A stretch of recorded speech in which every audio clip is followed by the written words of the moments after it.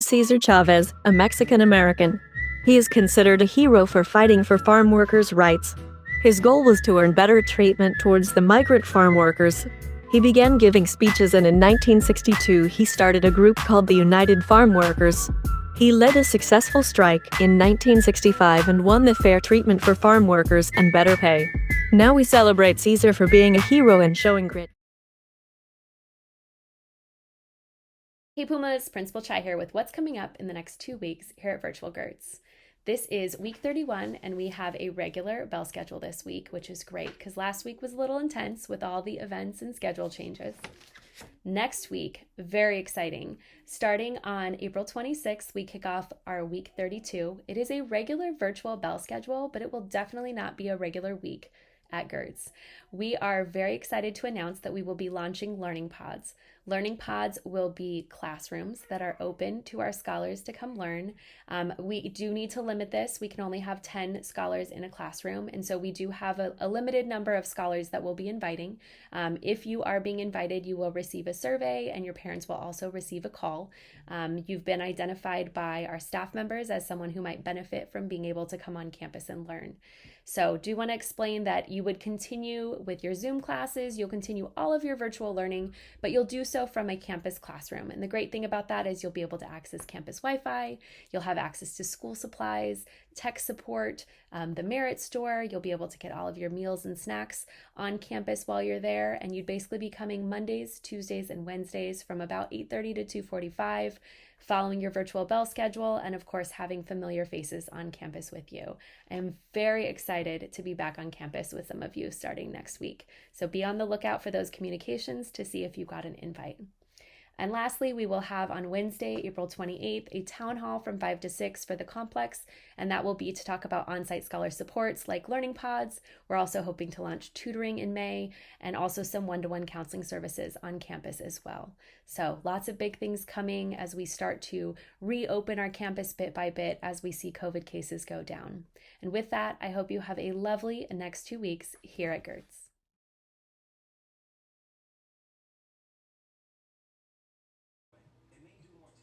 Hey. Serious side effects can occur, including kidney problems, kidney failure, and bone problems, which may lead to fractures. Rare and life-threatening side effects include lactic acid and liver problems. Tell your doctor about all the medicines you take.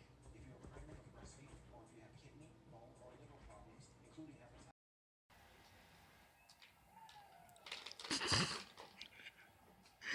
I don't know what to say with this guy. Just don't stay there too long, which might smother cake.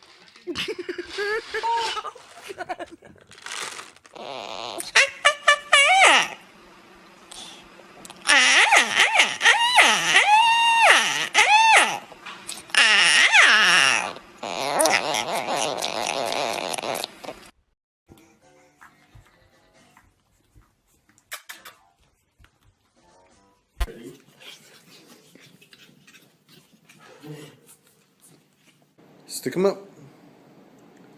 Bang!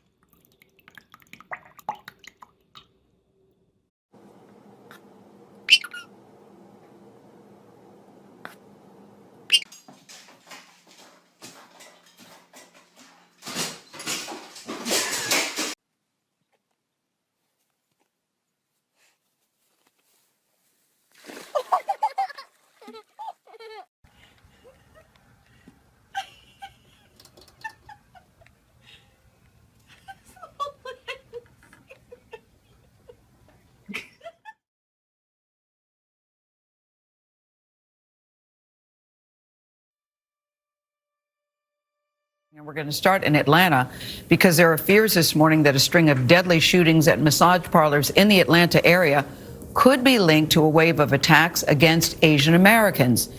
8 people were killed in the city and at least 1 wounded in those attacks yesterday night, and at least half of the victims are believed to be Asian women. The suspect arrested 150 miles away after a chase is a white man. His name is Robert Aaron Long. That is his picture there. From her senior retirement home in San Francisco, Xiaoxin Xie candidly talked about the attack and her injuries, with her daughter helping to translate. The red eye still cannot see anything, still bleeding. So use a lot of something to absorb the bleeding. The attack happened just around 10 this morning on Market and 7th Street. Xiaoxin Xie says she was just waiting at the traffic light, and then the suspect punched her in her left eye. It's another elder, 75-year-old Joe Ma, who started the safety patrols. There are a lot of different ethnicities in Oakland Chinatown, and usually it's very harmonious. But with coronavirus and the economic situation, people are getting desperate. Ma started walking the streets last March. I can name Kung Flu.